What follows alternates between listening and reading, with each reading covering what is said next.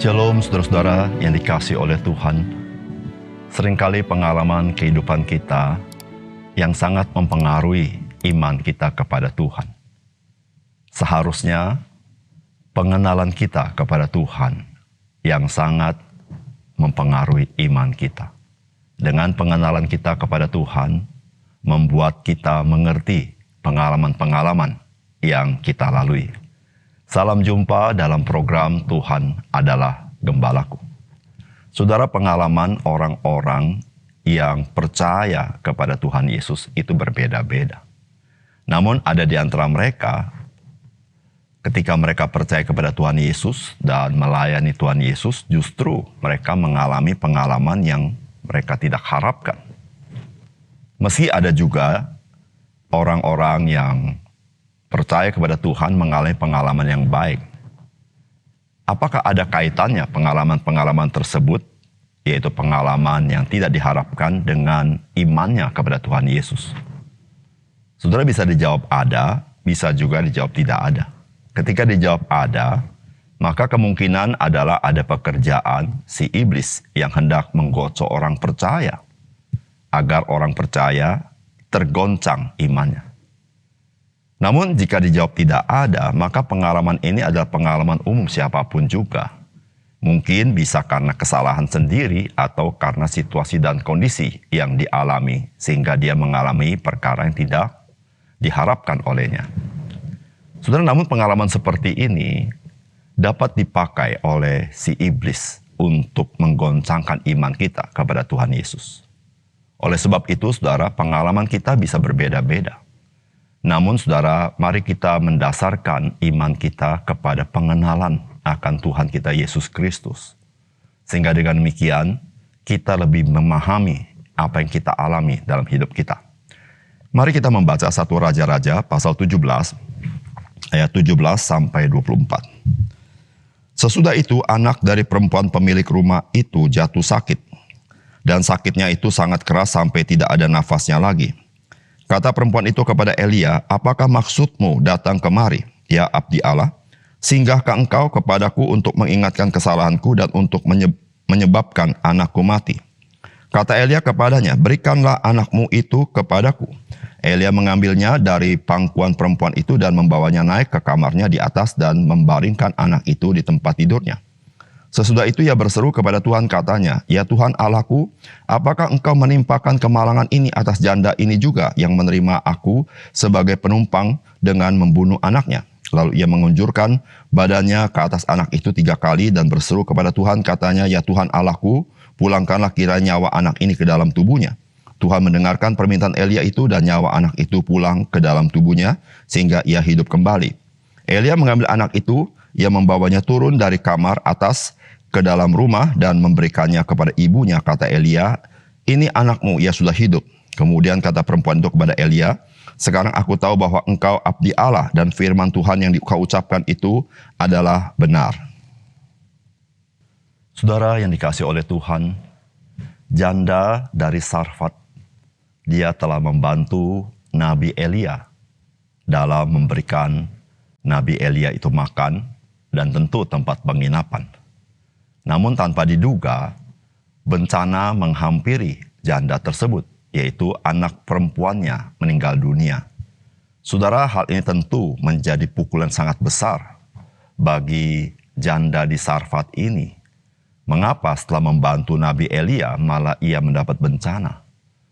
Saudara, apakah pesan firman Tuhan bagi kita? Yang pertama, saudara, iblis dapat menggunakan pengalaman buruk kita untuk menjatuhkan iman kita. Sedangkan Tuhan menggunakan pengalaman buruk kita adalah untuk membangun iman kita. Saudara, firman Tuhan berkata begini, "Sesudah itu anak dari perempuan pemilik rumah itu jatuh sakit, dan sakitnya itu sangat keras sampai ia tidak ada nafasnya lagi." Kata perempuan itu kepada Elia, "Apakah maksudmu datang kemari, ya abdi Allah? Singgahkah engkau kepadaku untuk mengingatkan kesalahanku dan untuk menyebabkan anakku mati?"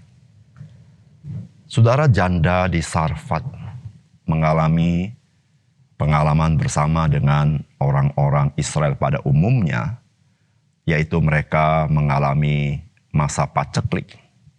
Sehingga ketika Nabi Elia datang, sesungguhnya janda di Sarfat bersama putrinya tinggal mendapat makanan 1 kali saja. Oleh karena itu janda di Sarfat awalnya tidak bersedia memberikan makanan kepada Nabi Elia. Namun karena Nabi Elia memintanya, maka janda ini melakukannya. Dan luar biasa bahwa adonan yang dimiliki janda di Sarfat ini dan minyak tidak habis-habisnya. Namun saudara-saudara, setelah peristiwa itu, janda di Sarfat mengalami bencana yang di luar dugaan, termasuk di luar dugaan Nabi Elia, bahwa anak perempuannya meninggal dunia. Saudara, pada saat yang seperti ini, maka janda di Sarfat ini mempertanyakan maksud kedatangan daripada Nabi Elia. Karena janda ini mengkaitkan antara kedatangan Nabi Elia dengan kematian daripada putrinya. Saudara yang kasih dalam Tuhan, jikalau kita menyaksikan kisah ini, janda di Sarfat sudah mengalami mujizat Tuhan. Namun setelah dia mengalami mujizat Tuhan yang masih sedang berlangsung, dia mengalami kepahitan hidup. Dan saudara, mujizat yang dia alami tidak cukup menguatkan dia.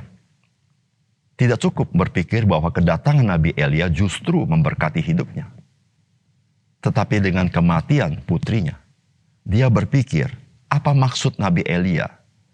Apakah maksudnya dengan kedatangannya untuk mendatangkan kutuk dalam kehidupan janda ini?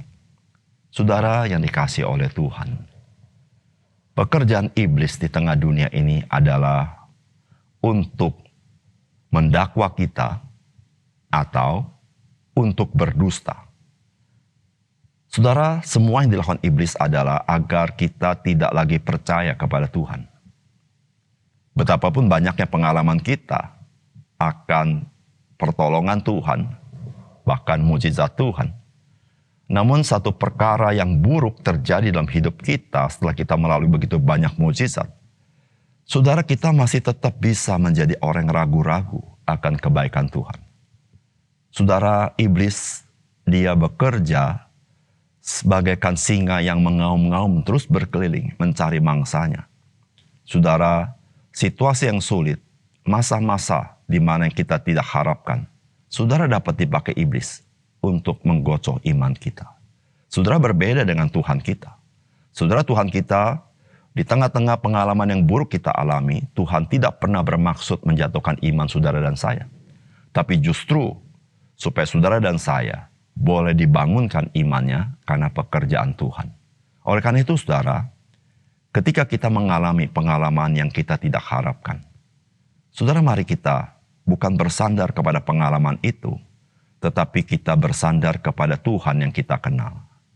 Saudara, ketika kita semakin mengenal Tuhan, maka kita semakin percaya pengalaman apapun yang kita alami ada di dalam kedaulatan dan kebaikan Tuhan.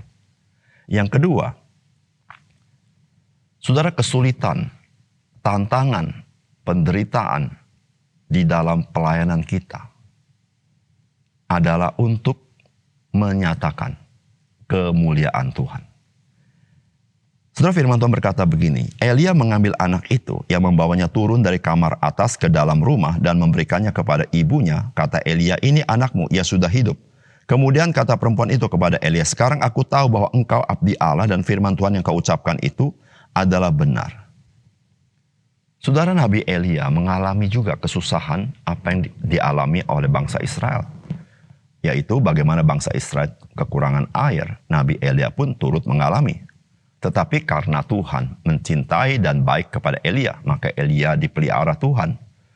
Di mana Elia bisa meminum air dari sungai Kerit, saudara-saudara, dan diberi makan oleh burung gagak. Tapi setelah itu sudah tidak ada, maka Tuhan mengutus Elia ke rumah janda di Sarfat ini. Saudara, pelayanan Nabi Elia satu pelayanan yang tidak mudah.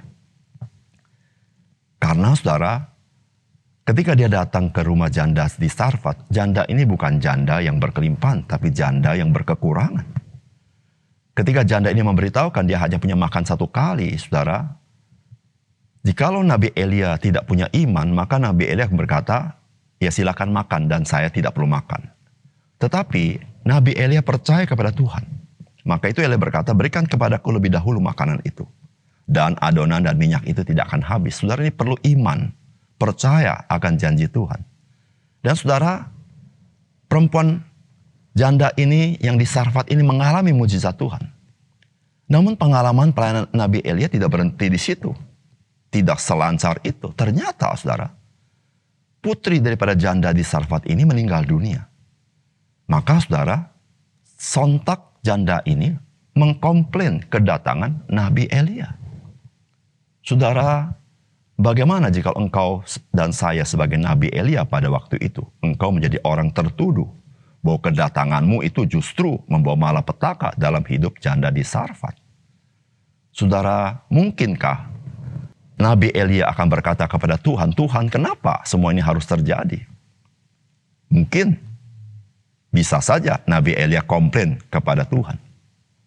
Tetapi saudara, yang menarik sekali adalah Nabi Elia meminta supaya anak itu diserahkan kepada Nabi Elia. Dan saudara, Nabi Elia berdoa kepada Tuhan dan membangkitkan perempuan daripada anak janda di Sarfat itu. Saudara, setelah anak perempuan janda di Sarfat itu pulih, saudara, baru kita mengerti mengapa Allah mengizinkan anak perempuan daripada janda di Sarfat itu meninggal dunia. Yaitu ketika janda itu berkata kepada Elia, sekarang aku tahu bahwa engkau adalah abdi Allah dan firman Tuhan yang kau ucapkan itu adalah benar. Saudara, bayangkan setelah pengalaman adonan tidak habis dan minyak tidak habis, janda itu belum mengamini bahwa Nabi Elia itu betul-betul abdi Allah.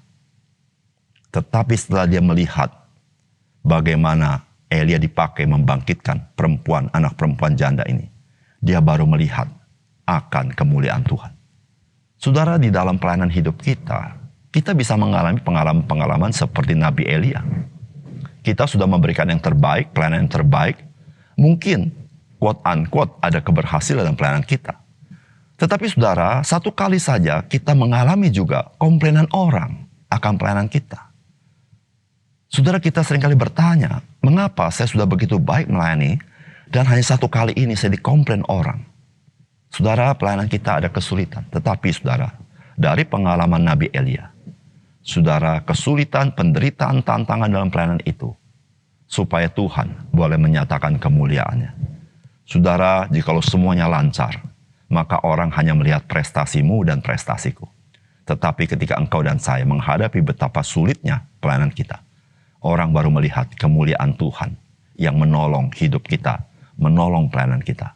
Oleh karena itu, saudara, di dalam hidup dan pelayanan kita, jangan kita putus asa, saudara. Saudara, Tuhan, Dia punya rencana yang indah dalam hidupmu. Mari kita berdoa. Bapa surga, terima kasih untuk kebenaran firman-Mu. Biarlah firman-Mu dimeteraikan dalam hati kami. Pengalaman Nabi Elia menjadi satu berkat dalam hidup kami. Sehingga kami kuat di dalam hidup kami, ya Tuhan. Dalam nama Tuhan Yesus, kami berdoa. Amin.